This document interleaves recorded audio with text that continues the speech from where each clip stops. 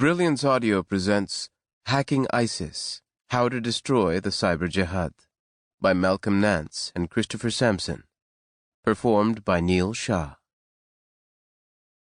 When he woke for dawn prayers on 17th May 2015, Caliph Ibrahim, a.k.a. Abu Bakr al-Baghdadi, the commander of the forces of the Islamic State of Iraq and the Levant al-Sham, a.k.a. ISIS, would be informed of a massacre that had occurred near Deir ez-Zor in eastern Syria. U.S. Special Operations Forces had completed a bold and daring direct action, penetrating directly into the heart of the territory occupied by the self-proclaimed ISIS. The Americans had not just carried out a raid, but had flown hundreds of miles behind ISIS lines to capture a man named Abu Sayyaf. When the smoke cleared, the Delta troopers had killed every terrorist present, including their intended target. But the mission was still considered a resounding success.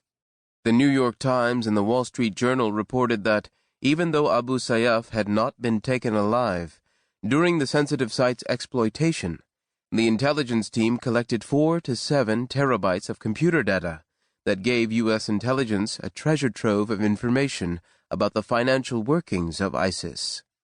There was nothing routine about the mission to seize or kill Abu Sayyaf, whose real name was Fadi ben Aoun ben Jildi Murad al-Tunisi.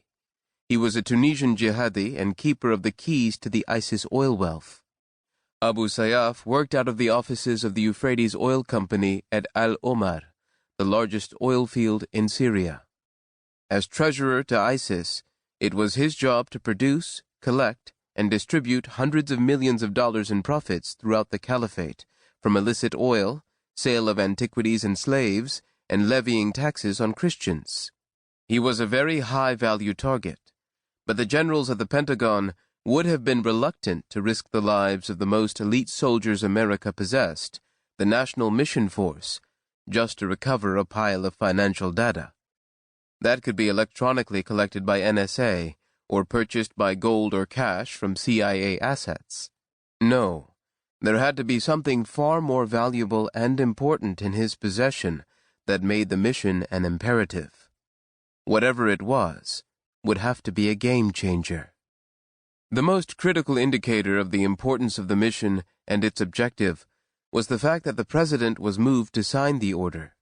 The intelligence community does not undertake these missions on a whim, and, even with solid intelligence, the payoff would have to exceed the risk by an order of magnitude.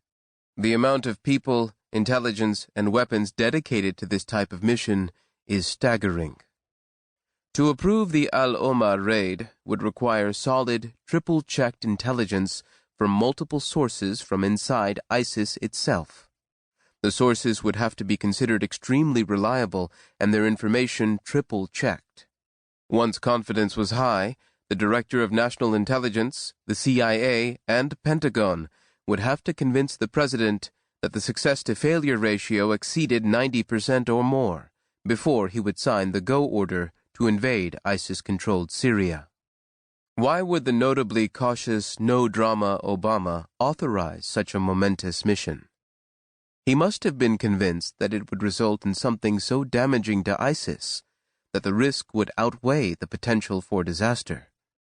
The objective could only be one thing: the intelligence keys to the caliphate, a soft-copy database not linked to the Internet, containing the personal data of every man, woman, child, and slave in and under the control of ISIS, as well as the communications and financial links to its affiliates worldwide.